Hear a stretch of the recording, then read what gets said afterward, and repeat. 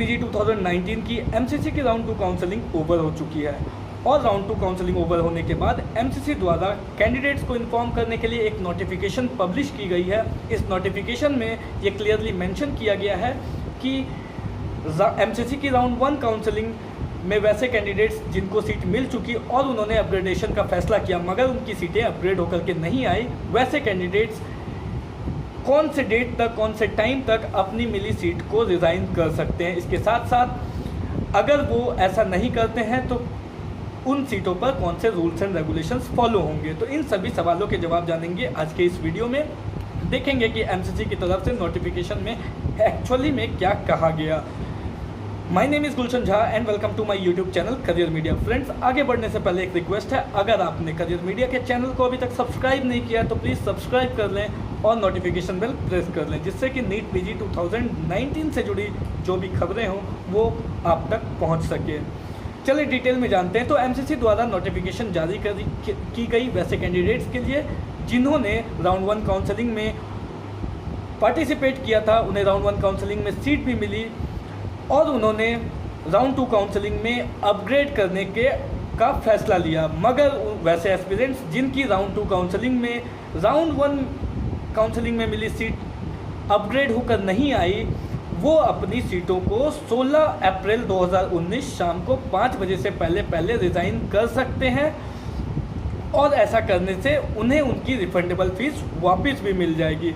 मगर अगर वो इस डेडलाइन, इस टाइम को 16 अप्रैल 2019 शाम को 5 बजे से पहले ऐसा नहीं करते हैं और किसी रीज़न से वो लेट कर देते हैं, तो उन सभी सीटों पर राउंड 2 काउंसलिंग, एमसीसी की राउंड 2 काउंसलिंग के सारे रूल्स एंड रेगुलेशंस अप्लाई किए जाएंगे। कहने का मतलब है कि अगर आपको रियलाइज़ होता है कि आपको अपनी सीट रिज़ाइन करनी है मगर ये रियलाइजेशन आपको 16 अप्रैल 2019 शाम को 5 बजे के बाद होता है, तो उन सीटों पर आपको आपकी रिफंडेबल फ़ीस वापस नहीं की जाएगी, आपकी रिफंडेबल फ़ीस फॉरफिट हो जाएगी।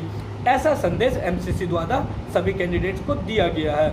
वैसे कैंडिडेट्स जिनको राउंड 2 काउंसलिंग में सीट मिली है वो अपनी सीटों को रिज़ाइन करने के लिए योग्य नहीं है, वो अपनी सीटों को रिज़ाइन नहीं कर सकते हैं। एमसीसी ने आगे इन्फॉर्म करते हुए ये कहा कि वैसे कैंडिडेट्स जिनको ऑल इंडिया कोटा की राउंड 2 काउंसलिंग में सीट मिली है वो अपनी सीटों को सरेंडर नहीं कर सकते हैं, अदरवाइज उनकी रिफंडेबल फीस फॉरफिट कर ली जाएगी। और वैसे कैंडिडेट्स जिनको डीम्ड यूनिवर्सिटी या सेंट्रल यूनिवर्सिटी में सीट मिली है वो भी आगे की बची हुई काउंसलिंग, मॉपअप राउंड की काउंसलिंग अटेंड नहीं कर सकते हैं। तो इस वीडियो में फ़िलहाल इतना ही। आप सभी एस्पिरेंट्स जिनको भी राउंड 1 में सीट मिली उन्होंने अपग्रेडेशन का फैसला लिया मगर राउंड 2 काउंसलिंग में उनकी वो सीट अपग्रेड होकर के नहीं आई, वो सभी कैंडिडेट्स अपनी मिली हुई सीट को अगर चाहें तो रिज़ाइन कर सकते हैं, मगर ऐसा आपको 16 अप्रैल शाम को 5 बजे से पहले ही करना होगा।